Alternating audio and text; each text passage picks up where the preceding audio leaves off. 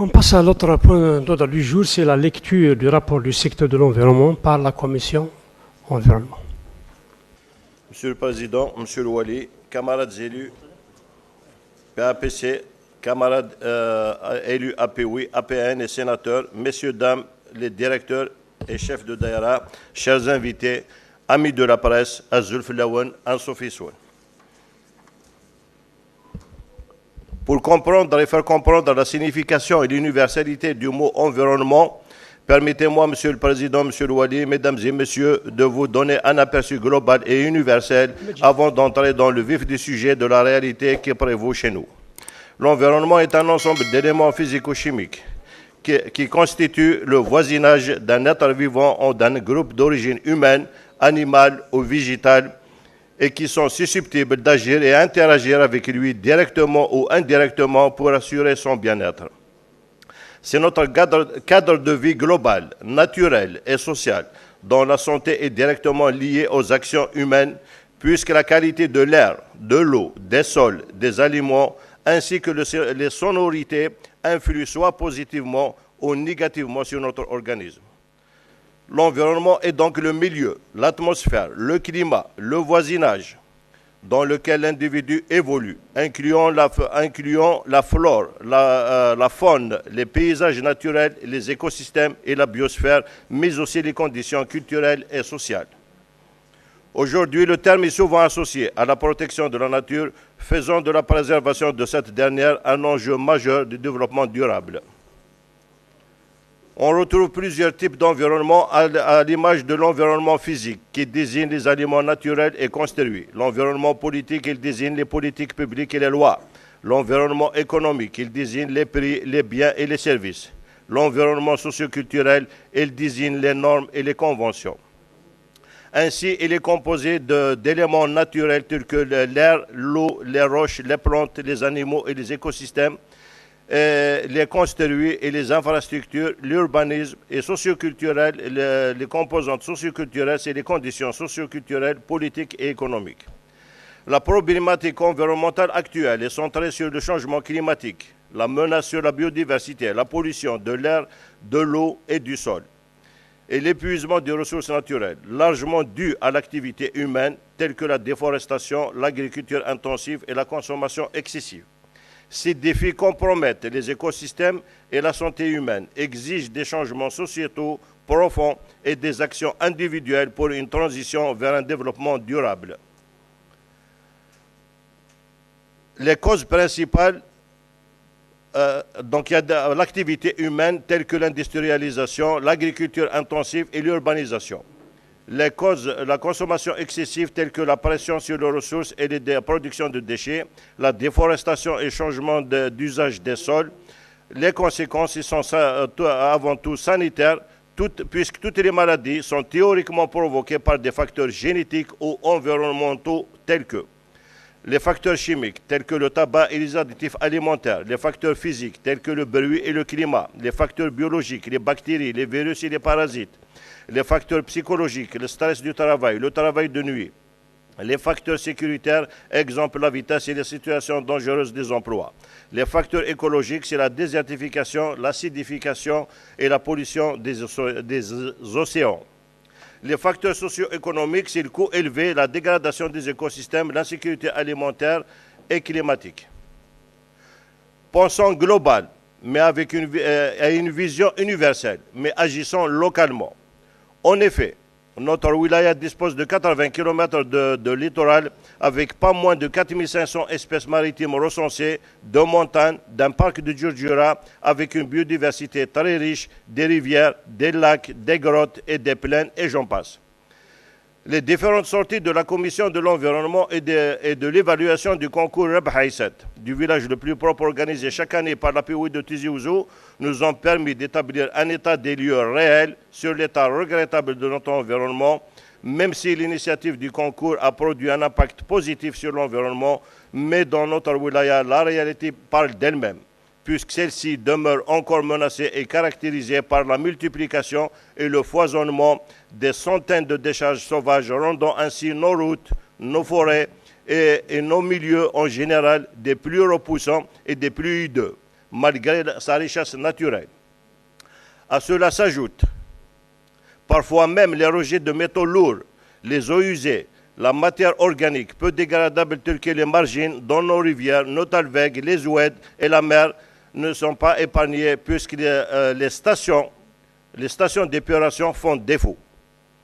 L'exemple le plus saisissant est le barrage de Taksebt qui dessert trois grandes wilayas, à savoir Tizi Ouzou, Boumerdas et la capitale Alger, n'est pas encore protégé après plus de 10 ans d'exploitation malgré la programmation de 6 steps concernant la daïra de Lavanatiaten, Wassif, Wadia et Tizernif. Il demeure sans protection et ses berges non aménagées.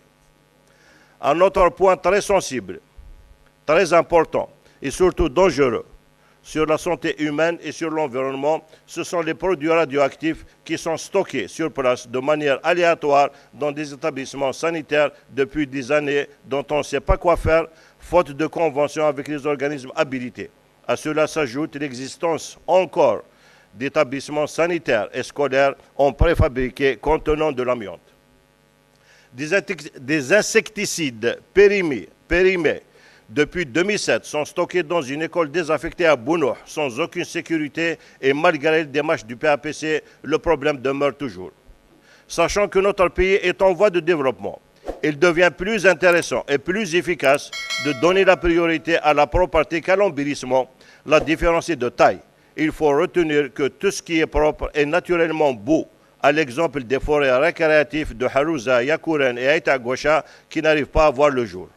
L'embellissement doit être précédé par des opérations de nettoiement. Partant de ce principe, et les consciences sont interpellées. Concernant le traitement des déchets, c'est carrément l'échec du système et de la politique de gouvernance, puisqu'il y a absence de politique environnementale et d'un schéma directeur sur le terrain dans notre wilaya pour la collecte des déchets. Et pourtant, ce schéma est l'anneau central et même capital dans la chaîne de dispositifs de la protection de l'environnement, car en plus de l'embellissement des paysages, l'éradication des décharges anarchiques est capitale pour rompre la chaîne de contamination de maladies très graves telles que la rage. Ces dernières sont aussi, donc les décharges sont aussi la plaque tournante ces décharges donc sont la plaque tournante de rencontre entre les animaux domestiques et les animaux sauvages. Généralement, ils sont aussi la source de contamination des ressources souterraines telles que les sources d'eau pour la prévention des MTH. Sinon, le CET de Tizi Ouzou qui exploite actuellement 4 centres d'enfouissement technique et couvre 54 communes, à savoir le CET de Oued-Fadi, réceptionné en 2009, conçu initialement pour 3 communes et pour une durée de vie de 15 ans. Actuellement, il couvre 21 communes, du coup son taux de remplissage est de 152%. Son extension risque de tarder puisque l'exécution des travaux bute sur des contraintes techniques. Le CET Wassif, réceptionné en juillet 2009, réceptionnant le déchet de 6 communes, il est actuellement à 176% de remplissage. Il arrive que le bassin de décantation des Lexivia déborde dans le Talweg, 6 à proximité lors des pluies torrentielles. Le CET de Deir el-Mizan, réceptionné en octobre 2009, couvrant 7 communes, son taux de remplissage actuel est de 239%. Le CET de Borny, réceptionné en septembre 2016, réceptacle de 15 communes, il y a 61% de remplissage. Là aussi, il y a problème puisque sa situation à proximité d'une cité ADL fait encourir les riverains à des les aléas des Lexivia qui coulent à ciel ouvert. Et 4 décharges contrôlées réparties comme suit. Azmenzer, réceptionné en décembre 2014 avec un taux de remplissage de 90%. Asdouala, réceptionné en 2015 avec un taux de remplissage de 95%. Et Farhounen, réceptionné en août 2022 avec un taux de remplissage de 15%. Tedmeit, réceptionné en juin 2024 avec un taux de remplissage de 10%. Au total, 610 tonnes jour de déchets sont réceptionnés, ce qui nous donne un total de 222 000 tonnes annuelles. Malheureusement, il n'y a que 50 000 qui sont traités par le CET de Oued-Fadi, ce qui représente 1/5 du volume. D'ailleurs, le seul, donc le CET de Oued-Fadi, qui dispose d'un centre de tri pour un traitement de déchets. Il y a lieu aussi de signaler que notre wilaya ne dispose que d'une seule station de traitement de Lexivia délocalisée à Borny. Par ailleurs, 13 communes ne sont pas prises en charge, dont certaines disposent de décharges communales anarchiques. À titre d'exemple, Ijar, qui souffre le martyre puisque le défaut d'assiette pour le CET, malgré que cette commune est la porte de la forêt d'Akfado, les villageois n'ont pas le choix que de recourir à des décharges anarchiques dans la forêt. La commune de Swama, par défaut d'assiette pour une décharge contrôlée au CET, déverse ses déchets carrément dans un DPH. La commune d'Aïtoumalou et l'Arvanatiraten dispose de décharges anarchiques, source d'un désastre écologique. La fermeture de ces trois décharges, donc à savoir Swama, Aïtoumalou et l'Arvanatiraten, est plus qu'une urgence. Mais auparavant, il faut trouver des solutions pour ces communes, à l'image de celle de l'Arvanatiraten qui date de l'ère coloniale, mais aujourd'hui son emplacement est presque en milieu urbain. Au minimum, son aménagement est plus qu'urgent. Tegzirt, Mizrana, Efrisen, Boudjima et Trili, chacune d'elles se débrouille à sa manière et ses moyens. Certains comités de village de ces communes ayant participé au concours du village le plus propre sont déjà passés à la méthode du tri sélectif, sinon la majorité font appel aux décharges anarchiques. Comment protéger notre environnement? La protection de l'environnement nous incombe à tous. En effet, c'est la responsabilité de toutes les sociétés d'apprendre à faire un usage plus efficace et durable des ressources que nous utilisons. Des solutions collectives et sociétales telles que la transition énergétique, innovation technologique, politique publique. Les solutions individuelles, l'éducation environnementale nous rapprochent des valeurs essentielles pour aimer et respecter la nature au travers de la connaissance, l'appréciation de ses richesses et la conservation de chacune de ces espèces d'êtres vivants.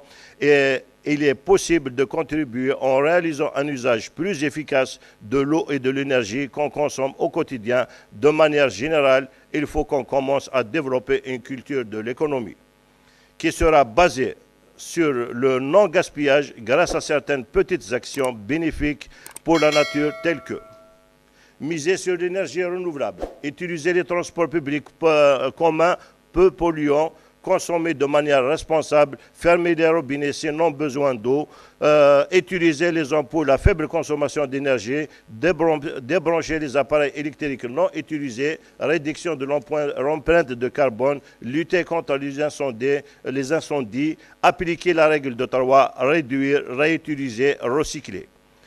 De ce fait et de ce qui précède, décisions doivent être prises.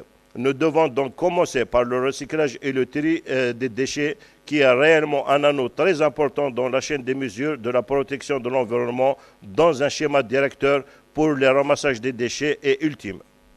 Toutes les communes doivent prendre un projet de délibération pour le schéma directeur de la collecte des déchets, mettre en place des mini-centres de tri à travers toutes les écoles et les villages et introduire des cours environnementaux dans le système éducatif. Appliquer la taxe de l'environnement et son recouvrement. Appliquer la taxe de la RSE pour les industriels. Imposer aux industriels de se doter des services HSE en conformité avec la convention ISO 31000. Instaurer la police de l'environnement. Reboisement de nos forêts détruites par les feux. Engager une réflexion avec notre université pour orienter nos étudiants porteurs de projets à créer des start-up dans le cadre de valorisation et traitement des déchets en amont et en aval. Autoriser et promouvoir la création de déchetteries pour les déchets du secteur du bâtiment ainsi que la création de centres de tri pour déchets spéciaux. Faire appel au génie citoyen, comité de village et associations et les résultats seront palpables puisque ce dernier a toujours l'habitude de nous surprendre. Mettre en place une unité de valorisation énergétique et dans ce sillage, permettez-moi, Monsieur le Président, Monsieur le Wali, Mesdames et Messieurs, de vous faire visionner une courte vidéo d'un modèle de cette unité. Madame, merci. Sachant qu'un projet structurant de ce genre est déjà prévu pour notre wilaya, avec une étude ficelée, le choix de terrain est déjà fait. Donc, Monsieur le Président, nous vous demandons de prendre un projet de délibération pour la concrétisation de cet ambitieux projet qui va régler un volet très important pour la problématique environnementale, une fois pour toutes, à l'image des pays développés. Merci pour votre écoute.